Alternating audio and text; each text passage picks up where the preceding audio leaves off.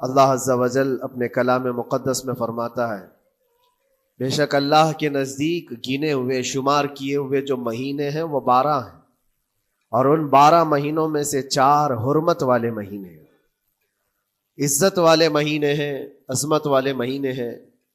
وہ 4 مہینے کون سے ہیں؟ مسلسل ترتیب کے ساتھ ذی القعدہ، ذی الحجہ اور محرم، اور چوتھا مہینہ رجب المرجب جس میں ہم اور آپ زندگی گزار رہے ہیں۔ بے شک سبحان اللہ۔ اس کو رجب الاسم اور رجب العصب بھی کہا گیا ہے۔ یہ جو 4 مہینے ہیں اس میں جنگ و جدال، قتل و قتال سب حرام ہو جاتی ہیں۔ اس دور میں جو جنگیں ہوتی تھی کفار و مشرکین بھی اپنی تلواریں روک لیا کرتے تھے۔ یہ 4 حرمت والے مہینوں کی سارے لوگ عزت کرتے۔ ان 4 مہینوں میں امن و امان قائم ہو جاتا، جیسے 2 قبیلوں میں جھگڑے ہیں، فساد ہے اور ایک دوسرے سے جنگ پر ہمیشہ آمادہ رہتے ہوں، لیکن ان 4 مہینوں کے اندر امن قائم ہو جاتا تھا، راستے کھل جاتے تھے۔ اور اللہ تبارک و تعالیٰ نے قرآن پاک میں ان 4 مہینوں کی فضیلت بھی بیان فرمائی۔ اس میں رجب کے لیے ایسی فضیلت ہے، اللہ کے نبی صلی اللہ علیہ وسلم ارشاد فرماتے ہیں یہ رجب کے مہینے کی فضیلت ایسی ہے جیسے قرآن کی فضیلت دوسری کتابوں پر ہے۔ السلام علیکم ورحمۃ اللہ وبرکاتہ۔ آج تک کا سب سے پیارا بیان ہے مفتی صاحب کا۔ اس بیان کو آپ پورا ضرور سنیں، انشاء اللہ تعالیٰ آپ کا ایمان تازہ ہو جائے گا۔ دوسری کتابوں میں جس طرح سے افضل قرآن ہے، اس طرح سے رجب المرجب تمام مہینوں میں افضل ہے، اور نبی کریم صلی اللہ تعالی علیہ وسلم اس میں عبادت کرنے کے لیے ترغیب دیا کرتے تھے۔ اس کو ترجیب بھی کہا جاتا ہے، اور خاص طور پر رجب کے متعلق بزرگان دین نے فرمایا یہ فصل بونے کا مہینہ ہے۔ کھیتی باڑی والے سمجھ سکتے ہیں کہ اس میں بھی 3 موسم آتے ہیں۔ پہلے بیج کی بوائی کا وقت آتا ہے، پھر اس کی سینچائی کا وقت آتا ہے، پھر کٹائی کا وقت آتا ہے۔ تو رجب کا مہینہ یہ فصل بونے کا مہینہ ہے نیکیوں کے، اور شعبان کا مہینہ اسے پانی دینے کا ہے، اور رمضان کا مہینہ فصل کاٹنے کا مہینہ ہے۔ اور رجب کا مہینہ آتے ہی اللہ کے نبی صلی اللہ تعالی علیہ وسلم یہ دعا فرمایا کرتے تھے، اللہم بارک لنا فی رجب و شعبان و بلغنا رمضان۔ سب کو یہ دعا بھی کرنی چاہیے۔ حضور اکرم صلی اللہ تعالی علیہ وسلم یوں عرض کرتے کہ اے اللہ، رجب اور شعبان میں تو ہمیں برکت عطا کر اور ہماری زندگی کو رمضان تک پہنچا دے۔ اب رجب آپ نے دیکھ لیا ہے تو اب کثرت سے یہ دعا کرو کہ مولا اس زندگی کا رمضان ہم سے جانے نہ پائے، رمضان تک ہماری سانسوں کو پہنچا دے۔ یہ دعا کثرت سے ہر نماز کے بعد بھی ہونی چاہیے۔ رجب آتے ہی میرے عزیزوں یہ عبادتوں کا موسم شروع ہو چکا ہے، اور سب جانتے ہیں رجب کے بعد پھر ہمارے ہاں مسلسل ایسی شب بیداریاں اور عبادت کے موسم نظر آنے لگتے ہیں۔ پھر شعبان بھی، اس میں رجب میں بڑی رات آتی ہے شب معراج، اور اس کے بعد شعبان میں شب برات، پھر اسی طرح رمضان کا موسم بن جاتا ہے۔ تو اب یہ موسم بنانے کا وقت آ چکا ہے۔ تو سب سے پہلی چیز یہ ہے کہ میرے عزیزوں، فصل کے بونے کے لیے کن چیزوں کی ضرورت ہوتی ہے، اس چیز کا خیال رکھیے۔ بیج اگر کھوٹا ڈالے ہو اور ویسی ہی فصل آنے کا انتظار کرو گے تو پھر نہیں ہوگا۔ بیج کو کھرا اور خالص ہونا چاہیے۔ جو نیکیاں کرنا چاہ رہے اس کو صاف ستھرے اچھے ماحول میں کیے جانے چاہیے۔ کھیتی باڑی کرنے والا جانتا ہے بیج تو وہ بو رہا ہے، زمین بھی اچھی ہے، ساری چیزیں، کئی چیزوں کی ضرورت ہوتی ہے۔ بیج بھی اچھا ہو، زمین بھی اچھا ہو، موسم بھی اچھا ہو، تب جا کر کے اس کی فصل نکلتی ہے۔ بیج اچھا تھا، زمین اچھی نہیں تو بھی فصل نہیں آتی۔ بیج بھی اچھا ہے، زمین بھی اچھا ہے، موسم صحیح نہیں ہے تب بھی فصل نہیں آتی۔ ابھی آپ کے پاس 3 چیزوں کا ہونا ضروری ہے، بیج اور زمین اور موسم۔ بیج جو ہے یہ نیکیاں ہیں، اور زمین تمہارا دل ہے، اس کا اتنا ہی پاک ہونا ضروری ہے۔ اور موسم یہ رجب کا ہے، اس میں تو کوئی شک نہیں ہے کہ عبادتوں کا موسم ہے، فصل کی اچھے لانے کا موسم ہے۔ لیکن سب سے پہلی چیز اب ہمیں ضرورت ہوتی ہے کہ ہم کیا بیج بو رہے ہیں. شیخ سعدی رحمۃ اللہ تعالیٰ علیہ فرمایا کرتے کہ زمین میں ادرک بو کر کے گنا آنے کی امید تو نہیں کر سکتے. جو بویا ہے وہی اسی کی فصل آئے گی. لوگ عمل خیر کرے تو اس کا نتیجہ بھی خیر آئے گا, اور برائیاں کریں اور پھر رمضان میں یہ انتظار کریں کہ میں نے جو بویا ہے اس کی فصل آئے, تو ایسا نہیں ہوتا. بہت سارے لوگوں کا وہ شک بھی میں دور کرنا چاہتا ہوں کہ رمضان المبارکہ میں فضیلتوں کو آپ سنتے آئے ہیں, رمضان ایسا مہینہ ویسا مہینہ, اتنی برکتوں والا, اتنی رحمتوں والا, لیکن بہت سارے لوگوں کے حالات چونکہ تو ہی رہتے رمضان میں ویسی ہی ہیں, وہ لوگ کچھ بھی نہیں بدلے.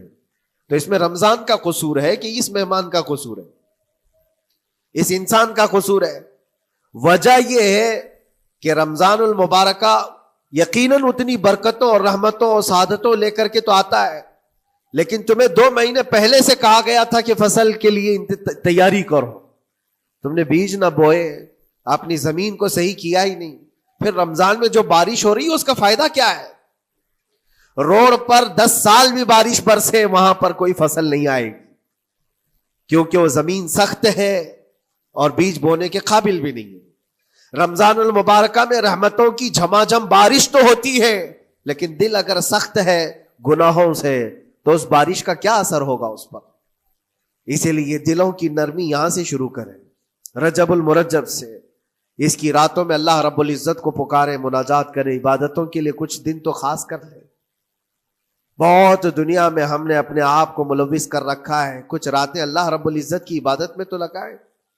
اللہ کے نبی صلی اللہ تعالیٰ علیہ وسلم کی ایک حدیث ہے, جامع الاصول سے نقل کی ہوئی, رجب المرجب کے پہلے جمعے جو ہم لوگ ابھی گزر چکے, ابھی یعنی وہ رات تو گزر چکی, کل کی جو گزری ہوئی رات ہے رجب کی, یہ پہلی جمعہ کی شب تھی. اس کے متعلق روایت ہے کہ 12 رکعتیں جو مغرب کے بعد سے لے کر عشاء کے درمیان پڑھتا ہے, اللہ کریم اس کے تمام گناہوں کو معاف کرتا ہے, اور اس سال اس کو پورے طور پر ناگہانی آفات سے محفوظ رکھتا ہے, اور شیطان کے اس پر قابو پانے سے بھی اس کو اللہ محفوظ رکھتا ہے. تو یہ تھی تیاریاں, یہ ساری چیزیں ابھی سے تیاریاں ہونی چاہیے. رجب کے 3 دن آتے ہیں جس کے متعلق فرمایا گیا ہے ایام بیز میں بھی 13, 14, 15 یا 14, 15, 16 یہ جو تاریخیں آتی ہیں اس میں روزے رکھو. اس کی بھی بڑی فضیلت ہے کہ تم تیاریاں ابھی سے شروع کر دو کہ رمضان المبارکہ میں اچھی فصل دیکھ سکے, ہمارے جسم کے اندر بدلاؤ آ سکے, ہمارے دل کے اندر انقلاب آ سکے. اور تیاری یہاں سے نہ کر کے صرف رمضان میں ہی امید لگائے بیٹھتا ہے تو میرے عزیزوں کچھ تو صفائی کی ضرورت ہوتی ہے. آپ نے اگر زمین خریدی کھیتی باڑی کی غرض سے اور گئے, وہاں جاتے ہی آپ نے سوچا کہ اس میں فصل آ جانی چاہیے, تو کسانوں سے پوچھو تو بتائیں گے آپ کو نہیں, زمین کو پہلے صاف کرنا پڑتا ہے, کچرے ہوں گے اس کے اندر بہت سارے, ہل چلاؤ یا کسی بھی طرح سے اس کو صاف کرو. صاف کرنے کے بعد پھر یہ بھی کسان کہتا ہے کہ زمین کو تھوڑا ڈھیلا کر دو, بڑے بڑے ڈھیلے ہوں تو اس کو توڑ دو اور مٹی نرم ہو جائے. اور اس کے بعد پھر کسان کہتا ہے تھوڑا پانی بھی چھڑکاؤ کرو, گیلی ہو جائے, تب جا کر کے تم اس پر بیج بو.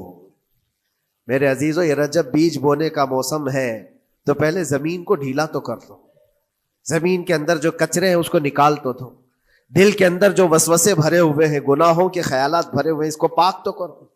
اس کو پاک کرنے کے لیے اللہ کریم کی بارگاہ میں آ کر گڑ گڑاؤ. تمہارا ایک آنسو تمہارے تمام گناہوں کو اور اللہ کی غضب کو ٹھنڈا کر دیتا ہے. ہاں, ایک آنسو کا قطرہ تمہارے لیے اللہ کریم ہے, موتی سمجھ کے شان کریمی نے چن لیے قطرے جو گرے تھے عرق انفعال کے. امام غزالی رحمۃ اللہ تعالی علیہ نے لکھا ہے کہ آج اللہ تبارک و تعالیٰ کی رحمت کو اپنی طرف مائل کرنے کے لیے اگر تم کچھ کر سکتے ہو تو بس یہ ہے کہ دنیا رونے اور گڑ گڑانے سے نہیں مانتی, لیکن مولا کریم بندے کے ایک مرتبہ سجدہ کر کے اسے پکارنے سے فوراً قبول کرتا.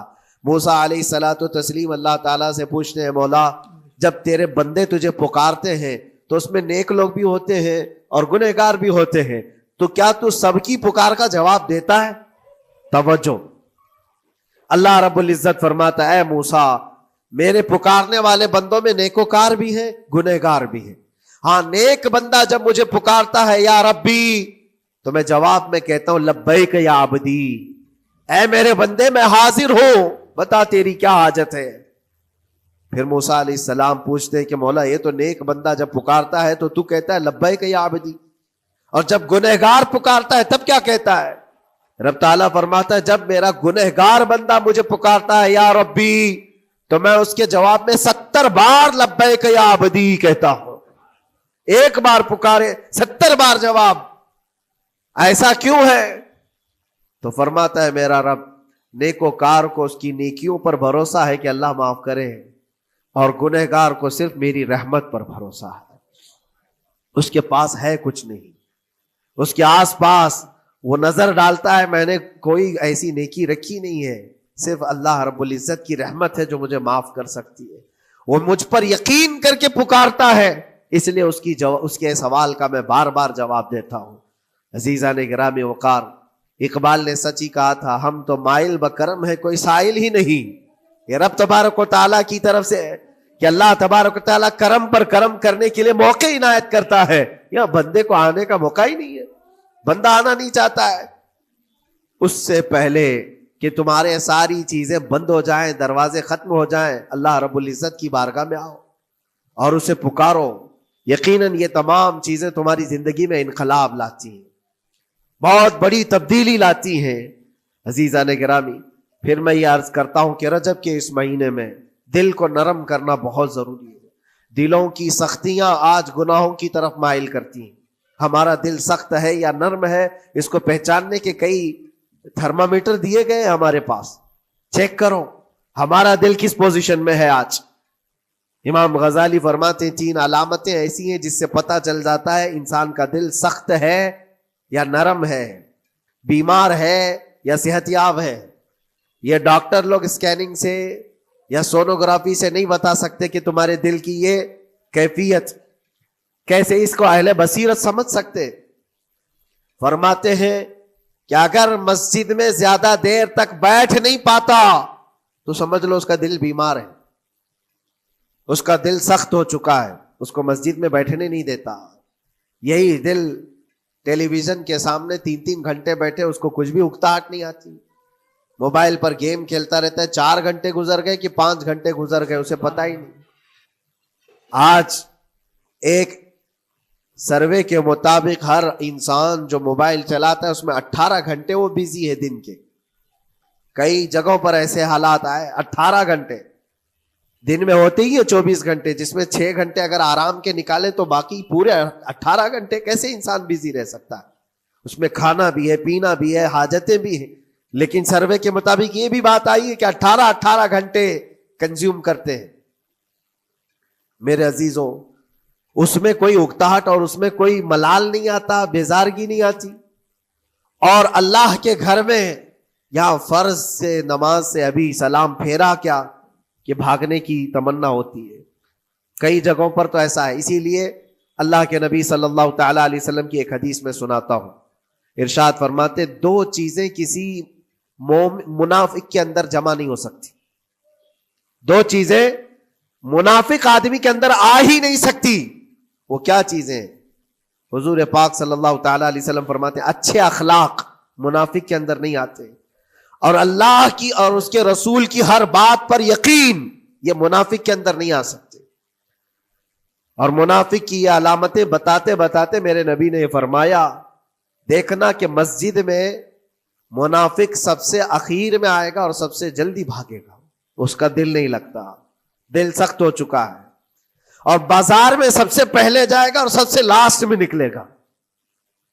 بازار اس کے دل لگنے کی جگہ ہے، اس کے وہاں پر تفریح کی جگہ ہے. اور مومن کی علامت یہ فرمایا کہ مومن مسجد میں جلدی آتا ہے اور دیر سے جاتا ہے، اس کا دل لگا رہتا ہے. اور مومن بازار میں لوگوں کے شروعات میں نہیں، اپنی ضرورت کے مطابق گیا اور نکل آیا. اور فرماتے ہیں میرے آقا صلی اللہ علیہ وسلم روئے زمین پر سب سے اچھی جگہوں میں سے کوئی جگہ ہے تو اللہ کا گھر ہے، مسجد ہے. اور سب سے بری جگہوں کے متعلق فرمایا وہ بازار ہے. اب یہاں پر دلوں کے متعلق میں عرض کر رہا ہوں کہ کس کا دل کس پوزیشن میں ہے، اسے آج خود آزما لینا چاہیے. دوسری علامت، امام غزالی فرماتے ہیں قرآن پاک کھولے گا وہ صفحہ 2 صفحہ سے زیادہ پڑھ نہیں پائے گا، بند کرنے کا دل کرے گا. یہ تو چھوڑو اٹھانے کے بعد پڑھنے نہ پڑھنے کی بات ہے، کچھ تو چھونا بھی نہیں چاہتے، اٹھاتے ہی نہیں. سال پورا ہو گیا تو قرآن پکڑتے نہیں، تو پھر دل کی کیفیت کیا ہو چکی ہوگی؟ دل کیسا مریض ہوگا؟ بعض لوگ ہم سے یہ کہتے بھی تھے کہ حضرت پڑھنا تو آتا نہیں، کیا کریں گے قرآن کا؟ کہا اٹھانا تو آتا ہے. میں نے ان سے پوچھا قرآن اٹھانا تو آتا ہے، جب قسم کھانے کی بات ہوتی ہے تو کیسے قرآن اٹھا لیتے ہو، سر پہ رکھ لیتے ہو؟ اسی طرح سے قرآن کو ہی اٹھا کر کے سینے سے لگا کر اللہ کی بارگاہ میں دعا کرو کہ مولا میرے دل کے دروازے کھول دے. اور قرآن کوئی سخت چیز نہیں ہے، اللہ وعدہ فرما رہا ہے ہم نے قرآن یاد کرنے کے لیے آسان بنایا ہے. کوئی یاد کرنے والا؟ وہ خود قرآن تمہارے دل میں اتر جائے گا. کوشش کرو. دل کی بیماری کی 2 علامتیں میں نے بتایا. اگر بیمار دل ہے تو زیادہ یہاں بیٹھ نہیں سکتا اور زیادہ دیر قرآن پڑھ نہیں پاتا. تیسری بات فرماتے ہیں کہ تیسری علامت یہ ہے کہ ہمارا دل اگر سخت ہو چکا ہے تو جیب میں پیسے ہوں گے لیکن کوئی مانگ رہا ہوگا اللہ کے نام پر، دینے کی طبیعت نہیں ہے، کہیں دینے کی طبیعت نہیں کرتی. اور یہ چیز ہاتھ اٹھانے کو تمہارا دل نہیں کرتا تو سمجھ جاؤ کہ دل بیمار ہے. اور دل کی بیماری لے کر کے اگر کوئی رجب میں سوچتا ہے کہ میں بیج بوؤں گا تو کیا فائدے کا؟ زمین سخت ہے، زمین سخت ہے اور اس پر بارش بھی ہوگی تو کچھ فرق نہیں پڑتا، فصل نہیں آئے گی. دل کو نرم کرو. اور ایک علامت میں بتاؤں، اور ایک علامت کہ دل نرم ہے یا سخت ہے، اس کی ایک علامت یہ بھی ہے، اللہ کا جب ذکر کرے، جنت کا جب ذکر کرے، جہنم کے عذابات کا ذکر کرے، قبر کے معاملات کا ذکر کرے، حشر کے سوالات کا ذکر کرے، تو اس کی آنکھیں ڈبڈبا جائیں اور آنسو نکل آنے لگیں. قرآن کی آیتیں سن کر کے اس کا دل ہلنے لگے اور آنسو آ گئے تو سمجھ جاؤ کہ اس کا دل نرم ہے. ابھی اس کا دل بیمار نہیں ہوا، ابھی اس کا دل بیمار نہیں ہوا. لیکن یہاں تو پوزیشن الگ ہے، سچویشن الگ ہے. ہم تو پتہ نہیں کن کن چیزوں میں رو لیتے ہیں، لیکن اللہ کا کلام سنتے ہوئے کسی کے کان پر جوں بھی نہیں رینگتی. لوگ تو گانوں پر تھرکنے والے اور نغموں پر اچھل کود کرنے والے وجد کی بات کرتے ہیں، لیکن اللہ کا کلام پڑھنے پر کوئی کسی کو وجد کیوں نہیں آتا؟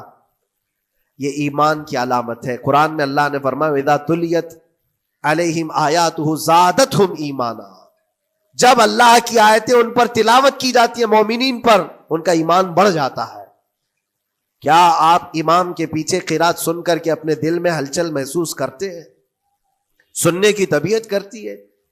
بلکہ ادھر نماز پڑھ کر کے جانے کے بعد آدھے گھنٹے کے بعد پوچھے آج پہلی رکعت میں کیا پڑھا تھا، دوسری رکعت میں کیا پڑھا، آپ کو پتہ ہی نہیں رہتا.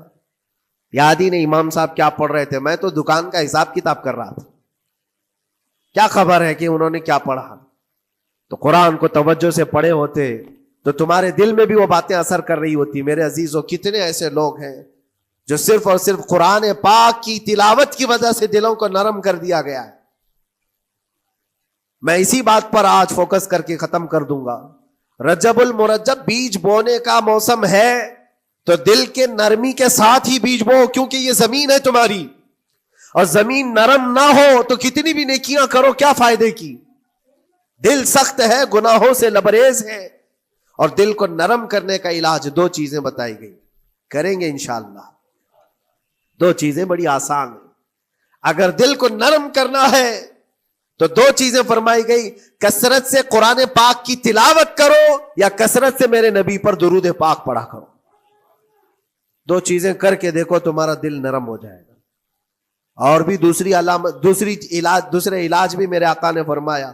ایک صحابی آئے تھے، انہوں نے عرض کیا یا رسول اللہ صلی اللہ علیہ وسلم، لوگ آپ کے پیچھے نماز پڑھتے ہیں تو زاروں قطار رونے لگتے ہیں، جب آپ دعا کرتے ہیں تو وہ دھاڑے مار کر کے روتے ہیں.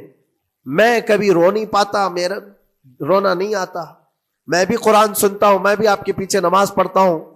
تو حضور پاک صلی اللہ علیہ وسلم نے فرمایا تمہارا دل سخت ہو گیا ہے، تمہارا دل سخت ہو گیا ہے. انہوں نے کہا کیا کروں، علاج کیا ہے اس کا؟ وہ مسیحا امت ہے میرے آقا، ہر ایک کا علاج جانتے ہیں، کس کو کون سا علاج دینا ہے۔ نبی پاک صلی اللہ تعالی علیہ وسلم فرماتے جاؤ کسی یتیم بچے کے سر پر ہاتھ پھیرو، اللہ تمہارا دل نرم کرے گا۔ ان کے لیے وہ علاج رکھا گیا تھا، جس کو جیسا علاج بتایا میرے آقا صلی اللہ علیہ وسلم نے، کسی یتیم کے سر پر ہاتھ پھیرو دل نرم ہوگا۔ لیکن دل کے نرم ہونے کے علاج اللہ کے نبی صلی اللہ علیہ وسلم کے شفا خانے میں ہے۔ آج سے آپ کثرت سے درود پاک پڑھو، پھر دیکھو آپ کے دل کے اندر انقلاب آتا ہے یا نہیں آتا۔ آپ کے چہرے کا نور بڑھ جائے گا، زبان کا اثر بڑھ جائے گا، عمل خیر کی طرف رغبت بڑھ جائے گی۔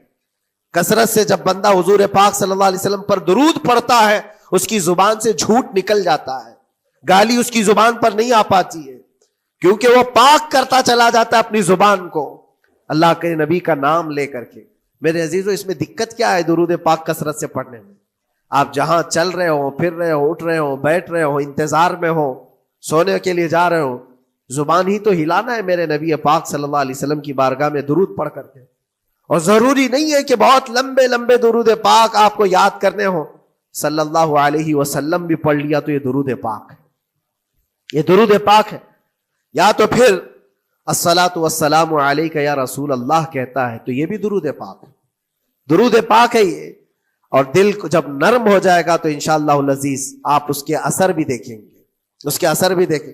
کیسے کیسے لوگوں کی بات میں کروں میرے عزیزوں، آپ کو پتا ہے تاریخ کے اوراق الٹ کر کے دیکھو۔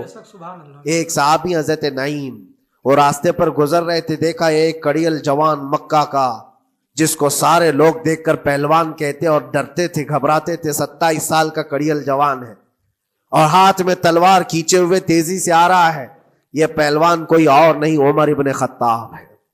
حضرت نعیم کہتے دیکھ کر کے میں گھبرا گیا، اتنی تیز اور ترار چال اور چمکتی ہوئی تلوار، کہاں کا ارادہ ہے؟ پوچھا حضرت نعیم نے کہاں جا رہے ہو؟ عمر ابن خطاب نے کہا محمد کا قتل کرنے جا رہا ہوں، معاذ اللہ رب العالمین، اس لیے کہ ایمان لائے ہوئے نہیں تھے۔ یہ دلوں کی سختیاں ہیں، یہ دلوں کا منجمد ہونا بتا رہا تھا کہ وہ نبی پاک صلی اللہ علیہ وسلم کے قتل کے لیے نکلے۔ حضرت نعیم نے صرف راستہ روکنے کے لیے ان سے کہا ان کا بعد میں قتل کرنا، پہلے تیری بہن اور بہنوی کا گھر بھی دیکھ لے، وہ بھی تو کلمہ پڑھ رہے ہیں، وہ بھی تو کلمہ پڑھ رہے ہیں اسی رسول کا۔ تو غصہ اور بڑھ گیا کہ میرے گھر میں یہ ہو چکا ہے، میں تو جس کا قتل کرنے جا رہا ہوں وہ میرے گھر تک آیا ہوا ہے۔ کہا پہلے میری بہن اور بہنوی کا کام تمام کرتا ہوں۔ اسی غرض سے وہ آئے تھے، اور جس وقت اپنے بہن کے گھر کے باہر کھڑے تھے، اتفاق ایسا کہ اندر سے قرآن کے پڑھنے کی آواز آ رہی تھی۔ ایک صحابی حضرت خباب، وہ قرآن پڑھا رہے تھے حضرت عمر کی بہن کو اور ان کے بہنوی کو، اور کیا بہترین انداز رہا ہوگا جو رسول اللہ سے ڈائریکٹ سنے ہوئے لوگ تھے۔ اللہ کا کلام اترا ہوا ہے جن کے اوپر، وہ اس وقت حاضر رہے ہوئے لوگ ہیں، قرآن کو پڑھ رہے تھے۔ طٰہٰ ما انزلنا علیک القرآن لتشقی الا تذکرۃ لمن یخشی۔ عرب لوگ اچھی طرح سے جانتے تھے ایک ایک حرف کا معنی کیا ہوتا ہے، وہ عربی جانتے تھے، ان کی مادری زبان تھی، اور اس قرآن کے اندر جو مٹھاس تھی۔ عمر ابن خطاب کان لگا کر سنتے رہے سنتے رہے سنتے رہے، لیکن غصہ جو اندر سے تھا، دل کی جو سختی تھی، آئے تھے مارنے کے لیے، دروازہ زور زور سے ٹھوکنے لگ گئے، اندر لوگ ڈر گئے۔ حضرت خباب کو چھپا دیا، بہن اور بہنوی نے دروازہ کھولا، دروازہ کھلتے ہی ان پر حملہ آور ہو گئے۔ عمر ابن خطاب مارا، اپنے بہنوی کو بہت مارا کہ تم یہ کیا کر رہے ہو، دین بدل چکے ہو، یعنی تم یہاں سے نکل کر کے دوسری جگہ چلے گئے ہو، صحابی ہو گئے ہو۔ اپنی بہن کو بھی مارا، یہاں تک کہ ان کی ناک پھٹ گئی۔ جب لہو لہان ہو گئے تو عمر ابن خطاب نے دیکھا کہ میں اپنی بہن اور اپنی بھائی کو مار رہا ہوں۔ پھر تھوڑی دیر کے لیے دل میں رحم آیا، اور دل میں رحم آیا کس چیز کا، کس چیز کی وجہ سے نرم ہوا دل میرے عزیزوں؟ بھائی اپنے بہنوی کی اور اپنی بہن کی پٹائی کو دیکھ کر کے نہیں، ان کو دیکھا تھوڑی دیر کے بعد اور کہا چلو چھوڑو جانے دو، جو ہوا سو ہوا، لیکن جو تم لوگ پڑھ رہے تھے میرے آنے کے وقت مجھے دوبارہ پھر سے سنا دو۔ وہ کیا کلام تھا، وہ کون سا کلام تھا؟ اتنا سننا تھا کہ بہن نے محسوس کر لیا کہ دل کی نرمی کا دروازہ کھل چکا ہے. یہ قرآن ہے جس نے دلوں کے دروازے کھولے ہیں. مکہ والوں کے قرآن ہے, دل کی نرمی کی طرف دروازہ کھل چکا ہے. تو عمر ابن خطاب سے کہا کہ تم غسل کر لو, تم پاک ہو جاؤ, ہم قرآن تمہیں سناتے ہیں. اور انہیں پاک کیا گیا.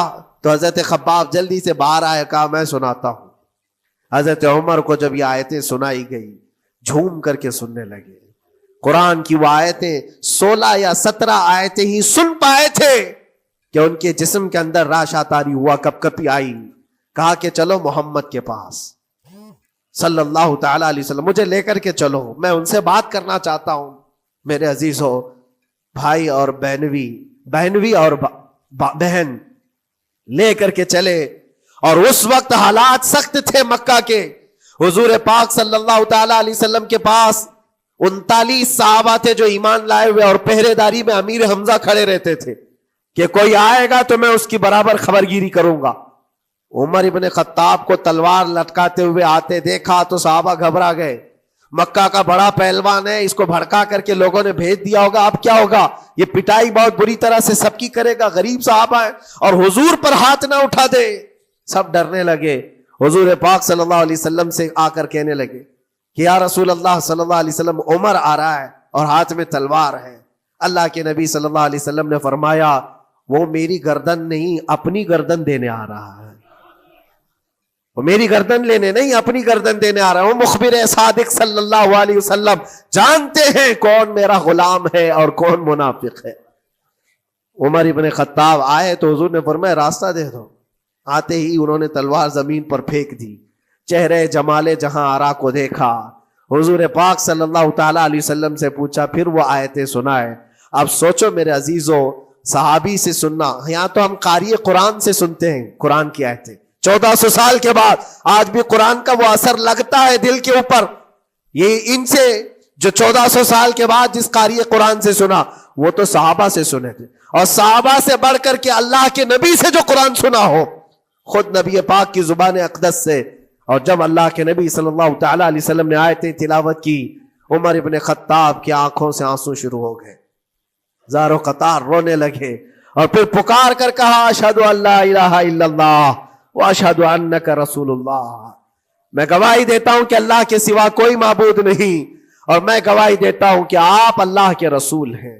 میرے عزیزو, عمر ابن خطاب رضی اللہ تعالیٰ عنہ کو اس طرف لانے والا, دل کو نرم کرنے والا, یہ قرآن پاک اللہ کا کلام ہی تو ہے. آج گناہوں سے اس پر بہت ساری پرت جم گئی ہے. ہمارے دلوں کے حالات ایسے ہو گئے, قرآن اٹھاؤ دلوں کو نرم کر دے گا. اور رجب المرجب میں قرآن کو پڑھو گے زمین نرم ہو جائے گی, اور پھر اس کی برکتیں تم رمضان میں دیکھو گے. ایک دو نہیں, ہزاروں ایسی ہیں. ایک ایسے مشہور ڈاکو, بغداد کے لوگ ڈرتے تھے, بغداد کے لوگ اتنا ڈرتے تھے کہ جو بھی قافلہ جائے گا لٹ جائے گا. فضیل بن عیاض, جو بھی قافلہ نکلتا تھا اس راستے سے لٹ جاتا تھا, کوئی بچ نہیں پاتا تھا. اور ایک قافلہ آ رہا تھا عرب سے, اور مال تجارت لے کر بغداد کی طرف جا رہا تھا. تو قافلے والوں نے یہ مشورہ کیا کہ یہ جو قافلہ جا رہا ہے یہ اس راستے سے جا رہا ہے. فضیل بن عیاض ڈاکوؤں کا سردار وہاں رہتا ہے, بہت سارے ڈاکو اس کے ساتھ ہیں, وہ تو رہزن ہے, راستے پر روک کر کے مال لوٹ لیتے ہیں. تو قافلے میں ایک قاری قرآن تھے, انہوں نے کہا ٹھیک ہے اب راستے پر آ ہی چکے ہیں تو کیا کر سکتے ہیں, چلو بیٹھ کر کے نکلتے ہیں, میں قرآن کی تلاوت کرتا رہوں گا اونٹ پر بیٹھ کر کے, اللہ کریم اس برکت سے ہمارا راستہ آسان کر دے گا. قاری قرآن نے قرآن کی تلاوت شروع کر دی, اور جب وہ راستہ آیا جو فضیل بن عیاض کا تھا, فضیل بن عیاض ایسی ڈاکہ زنی اور ایسی رہزنی میں مشہور آدمی, جن کے آس پاس, جن کے ہاتھ کے نیچے 1000 سے زیادہ ڈاکو کام کرتے ہوں. بغداد پورا ڈرتا تھا, پورے راستے وہاں پر کوئی بھی سلامت نہیں جا پاتا تھا. اس راستے پر ایک قاری قرآن جب آیا, میرے عزیزو تلاوت کیا کر رہا تھا, سورۃ الحدید کی آیت تھی, الم یأن للذین آمنوا ان تخشع قلوبهم لذکر اللہ. وہ قرآن کی آیت ہے. اللہ کے کریم فرماتا ہے کیا ایمان والوں کے پاس ابھی وہ وقت نہیں آیا کہ اللہ کا ذکر سنتے ہی یا اللہ کا ذکر ہوتے ہی ان کا دل کانپنے لگ جائے, ان کا دل ہلنے لگ جائے. فضیل بن عیاض کے کانوں میں یہ آیت پڑھ رہی تھی. قاری قرآن بار بار اس آیت کو پڑھ رہا تھا. کیا وہ وقت ابھی ایمان والوں کے پاس نہیں آیا کہ وہ اللہ کے ذکر سے دہل جائیں؟ اتنا اثر کر گئی آیت، اتنا اثر کر گئی. فضیل بن عیاض نے ہتھیار پورے پھینک دیے اور چیخ چیخ کر کے کہنے لگا آن لنا ربنا، آن لنا ربنا، اے میرے رب وہ وقت آ چکا ہے، اے میرے رب وہ وقت آ چکا ہے. سارے ڈاکوؤں سے کہا سجدہ ریز ہو جاؤ، اس لیے کہ اللہ کا کلام ہمیں بلا رہا ہے. برسوں سے ڈاکہ زنی کرنے والے، برسوں سے راستے لوٹنے والے، قرآن کی ایک آیت نے دل بدل دیا. دل کے ایسا انقلاب آیا، سب کچھ چھوڑ دیا اور اس کے بعد نکلے. اللہ اکبر. جانتے ہو فضیل بن عیاض کون ہے؟ فضیل بن عیاض وہ ہے جن کا نام لیتی سرکار غوث پاک بھی ادب کیا کرتے تھے. فضیل بن عیاض اللہ تبارک و تعالیٰ نے ولایت کا وہ مقام عطا کر دیا. بڑے بڑے اولیاء کرام ان کے پاس آنے لگے. اپنے زمانہ جوانی کا زمانہ ڈاکہ زنی میں گزرا تھا، لیکن جب پھر وقت آیا توبہ کا اور دل کے بدلنے کا تو اللہ نے وہ مقام دیا، وہ مقام دیا. تاریخ میں آج بھی موجود ہے کئی سلسلے ایسے، سلسلے چشتیہ میں، اور کئی سلسلے ایسے ہیں جو فضیل بن عیاض سے ہو کر حضور پاک تک پہنچتے. فضیل بن عیاض ان کا نام ہے. اسی لیے میں کہتا ہوں میرے عزیزوں، قرآن پاک یہ دلوں کو نرم کرنے کا سب سے بڑا علاج ہے. زمین کو نرم کر دو اور اس کے بعد پھر بیج بو. دیکھو اسی لیے اقبال نے کہا تھا ذرا نم ہو تو بڑی زرخیز ہے یہ مٹی ساقی. یعنی یہ زمین تھوڑی سی نرم ہو جائے تو اس میں تو سونا چاندی یہ اگل سکتی ہے. تمہارے پاس ایمان کی دولت ہے، اللہ کریم کی ذات پر یقین ہے، حضور پاک صلی اللہ تعالی علیہ وسلم کی محبت ہے، سب چیزیں تمہارے پاس ہے. تھوڑا دل کو نرم کرنے کی ضرورت ہے. گناہوں سے باز آ جاؤ، اللہ کریم کی بارگاہ میں گڑ گڑاؤ اور قرآن پاک اٹھا لو ایک مرتبہ. اور پڑھ نہیں پاتے تو انگلیاں تو پھیرو. قرآن پر دیکھنا بھی تو عبادت ہے، اس پر نظر جمانا بھی عبادت ہے. اللہ کا کلام سمجھ کر کے تم نے اٹھایا ہے تو جانتے ہو قرآن عظیم کل قیامت کے دن جس کی شفاعت کے لیے کھڑا ہو گیا، میرے آقا فرماتے پھر اس کو جہنم میں کوئی چیز نہیں لے جا سکے گی. جس کو قرآن اور رمضان سفارش کر دے پھر اس کو جہنم میں دوسری کوئی چیز نہیں لے جائے گی. اور جس کے خلاف کھڑے ہو گئے پھر اس کو جنت میں کوئی چیز نہیں لے جائے گی. اس لیے میرے عزیزو اپنے دلوں کی نرمی کا یہ وقت ہے رجب المرجب، اور سب سے بہترین موقع ہے، عبادتوں کا موسم ہے. اور ساتھ ساتھ میں یہ بھی کہوں گا کہ اب ہم رجب المرجب کے ابتدائی دنوں میں ہیں، اور سنیوں کے لیے ایک بہت بڑی بات ہے کہ سرکار غریب نواز کی چھٹی بھی اسی میں موجود ہے، جو دلوں کو نرم کرنے کے لیے ہی تو آئے تھے. ہندوستان جو تشریف لائے تھے کس کام کے لیے آئے تھے؟ انہوں نے اپنے ذکر کی مجلسوں سے، اپنے واعظ و نصیحت سے ہزاروں کے دلوں کو نرم کیا ہے. آج بھی سرکار غریب نواز کے نام پر لوگوں کا دل نرم ہو جاتا ہے. اچھے اچھوں کو دیکھا ہے دل نرم ہو جاتا ہے. کیوں؟ وہ ایسے بزرگ تھے جنہوں نے اپنے تصوف کی تعلیمات سے کڑک اور سخت دلوں کو نرم کیا ہے. اللہ کریم نے ان کو ہمارے پاس جو بھیجا وہ عطائے رسول بن کر کے آئے. آج سرکار غریب نواز رضی اللہ تعالیٰ عنہ کے وسیلے سے میں اللہ کی بارگاہ میں دعا کروں گا، مولا اس رجب المرجب کی برکت سے اور غریب نواز کی وسیلے سے ہم سب کے دلوں کو نرم فرما دے. ہم سب کو یہ فصل، یہ موسم رجب المرجب کا بیج بونے کا، بہترین نیکیاں کرنے کی توفیق عطا فرما. ہمارے قدموں کو ویڈیو اچھی لگی ہو تو ویڈیو کو زیادہ سے زیادہ شیئر کریں.